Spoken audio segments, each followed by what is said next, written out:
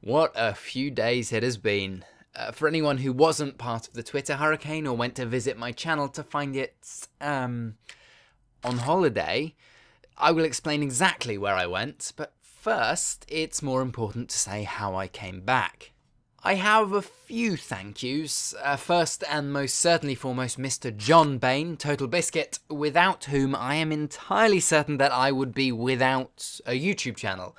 He not only picked up on and watched the alternative instant video, but invested his own time in contacting the humans behind YouTube's impenetrable mechanized facade, who, mercifully, restored Reroll free of all community strikes. I will chat in a bit about why that shouldn't have had to happen, but boy am I grateful it did. Thank you. Next, to everybody who shared that video, who shouted loudly enough to get people's attention, that means so much to me. There were people who made Twitter accounts just to tweet at TB. You got it to the front page of Our Games before it was moderated, because it did break their rules, but I love you for trying, you naughty things. I got emails offering advice and support from all quarters. Thank you. It was so touching to see all of that effort on Reroll's account, and if I hadn't had that support, odds are good I would have just said, fuck it. Thirdly, my girlfriend, who got burdened with the emotional support and thinks my subscribers are trying to steal me away, so it really is in my best interest to thank her. So, what happened?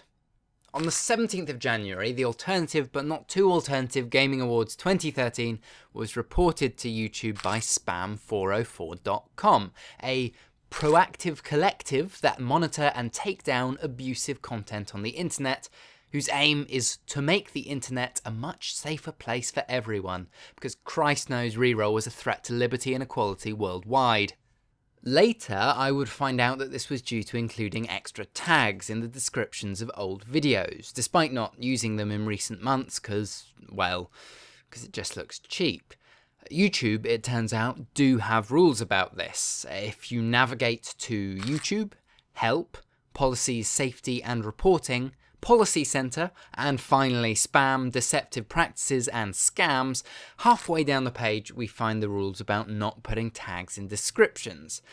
I feel that many YouTubers, from the biggest to the smallest, have no clue that this page exists, and the warning you receive with a strike doesn't lead here. It states that you are in violation of the community guidelines, which do not discuss tags in descriptions.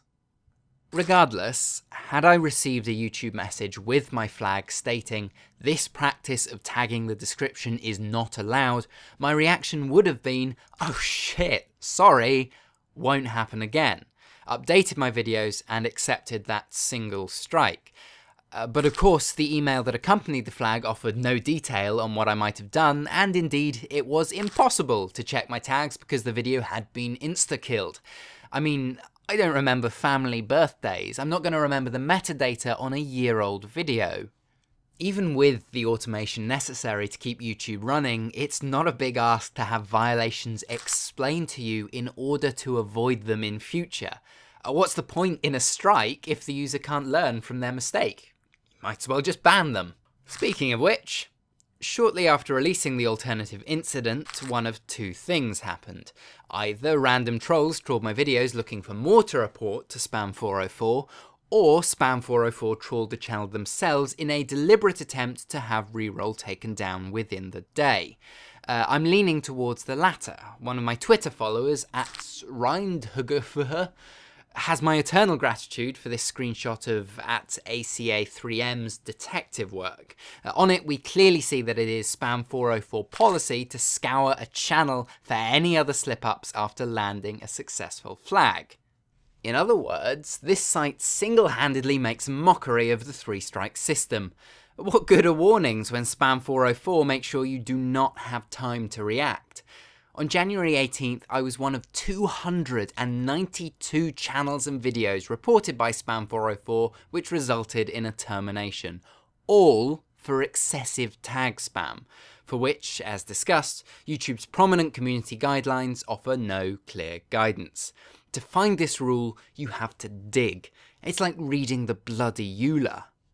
I actually came to know that I had been flagged for tags because Spam404 told me on Twitter, after they had landed a second strike. 2 strikes, of course, makes you unable to edit or even view your own videos, so they were telling me in the knowledge that I could do nothing about it. 37 minutes later, the channel was offline. This isn't the neutral rule enforcement of a bot. It is in itself abusive behaviour by people who can see that content isn't spam, but choose to starkly enforce their righteous knowledge of the rules with all the compassion of the Borg. And I feel truly sorry for those who didn't have the help that I did.